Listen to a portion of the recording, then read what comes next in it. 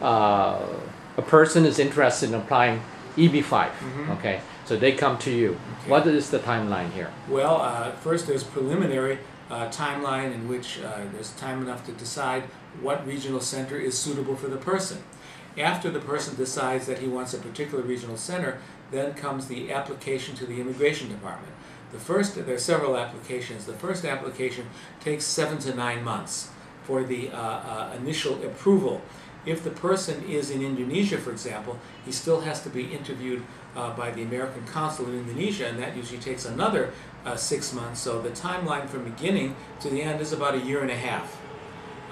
Before they can come here? Before they can come here, about a year and a half, because it's about 7 to 9 months for the preliminary approval, and then about another 6 months before they can be interviewed in Indonesia. The preliminary approval comes from the United States, inside the United States. Then the person who's in Indonesia, for example, waits to be interviewed in Indonesia. When can they start investing in this regional center? At the beginning, before they apply to the immigration department. Part of the process for the application, the person must show that he had $500,000 or $1 million beforehand, for a period of time beforehand. So, for example, you cannot say that, well, I'll borrow $50,000 from 20 friends, they'll put it in my bank account, and then I'll show that I have $500,000 or $1 million. You have to show that the money was in your possession for at least a year beforehand, that it wasn't put in. And the money can be in the form of property, of a stock, of savings account, of checking account, or property, and appraised value of the property. But you have to put up the property, you have to take a loan out on the property to put up the $500,000 or $1 million. So you do have to show that you actually had that money to invest at the beginning, for a period of 1 year. So basically you would, let's say you invest next month, 1.5 years is the process, and then after 1.5 years they will get a green card if everything is approved? Well, okay, first comes the initial process. If you put up the $500,000 and you're denied by the immigration department, the regional centers will refund all of your $500,000. There's usually about a $30,000 or $40,000 administrative fee, which they won't refund, but if it's denied, they will refund the $500,000. The denial rate at the first stage is very, very low. Almost all are accepted. The difficult part comes after 2 years. If the regional center is still in operation, has it gone bankrupt? Is it still in business? Is it still succeeding? So that's the difficult part. The success rate, even for that, is fairly good, but there's no guarantee. Obviously, nobody can give you a guarantee, least of all the lawyer. The person has to investigate his or her own chances, do his or her own risk analysis, and decide if this is for her. But it is a definite way to get a green card. And at 2 years, okay, when you apply for the real green card,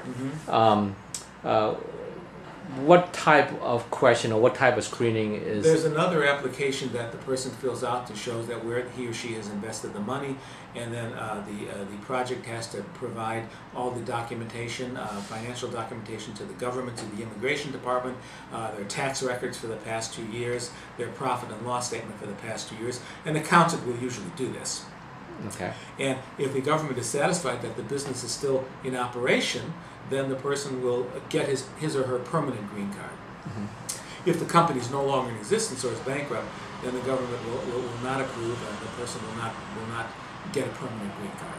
Unless they reinvest or put another investment. No, they'd have to start all over again with another company. They've lost all that time. Okay. Let's say this person is still earning money. They own companies in Indonesia.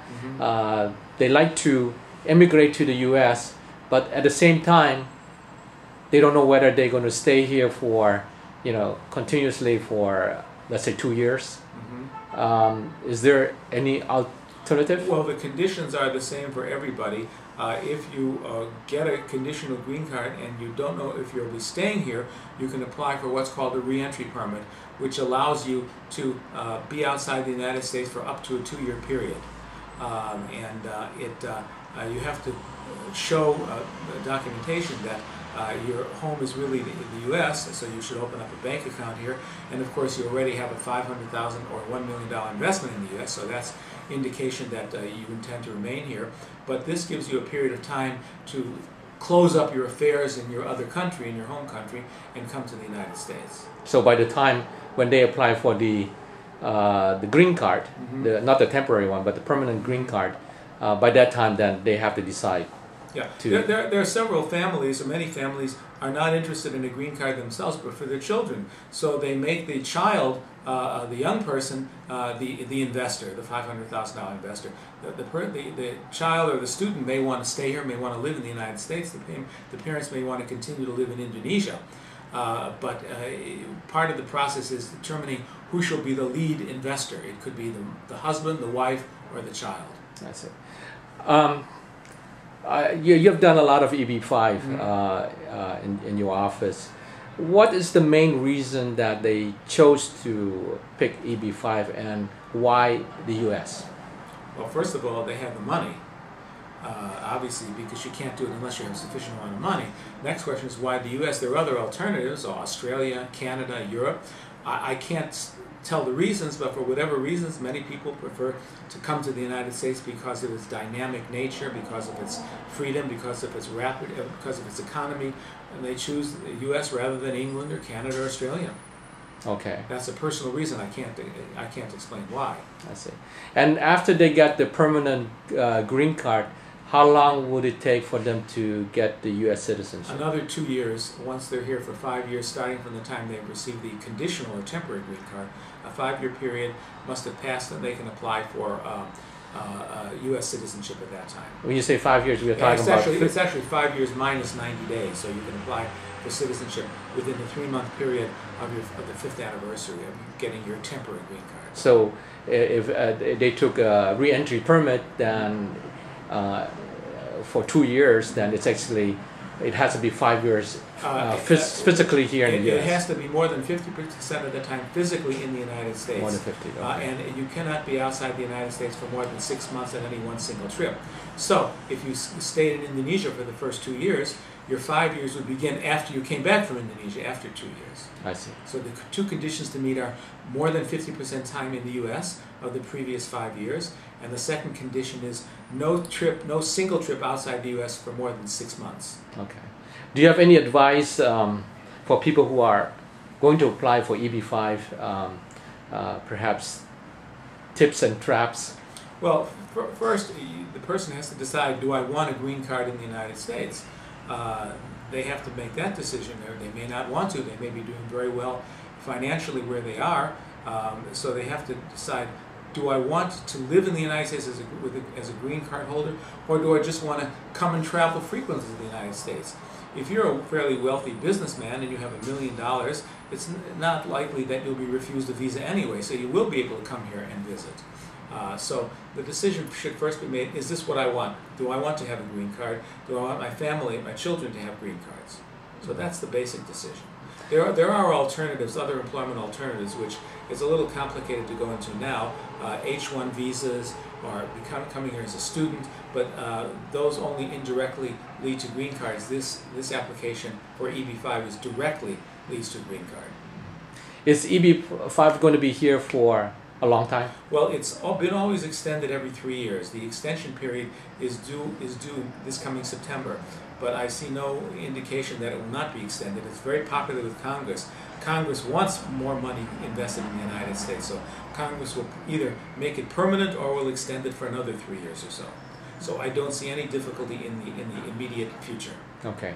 Allan, I appreciate for the time today. You want to say something a little bit Indonesian language? Terima kasih banyak. Maaf saya lupa hampir semua bahasa Indonesia. Saya belajar bahasa Indonesia 30 tahun yang lalu.